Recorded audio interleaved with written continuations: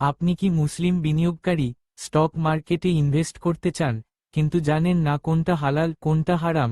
আজকের ভিডিওতে শিখে নিন কিভাবে সহজে হালাল স্টক চিনবেন। হালাল স্টক মানে এমন কোম্পানি যেখানে ইসলামিক শরিয়ার পরিপন্থী কাজ হয় না, যেমন সুদভিত্তিক ব্যাংকিং, মদ, জুয়া বা হারাম পণ্যের ব্যবসা। প্রথম ধাপ, কোম্পানি কোন সেক্টরে কাজ করে সেটা দেখুন। দ্বিতীয় ধাপ, ডেট রেশিও চেক করুন।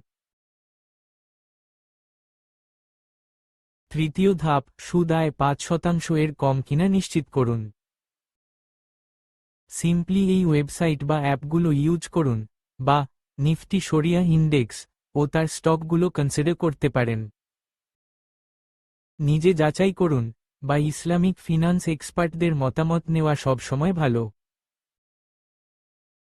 ভালো লাগলে লাইক করুন আর আমার এই চ্যানেলটাকে সাবস্ক্রাইব করে চ্যানেলটাকে গ্রো করার সাহায্য করুন।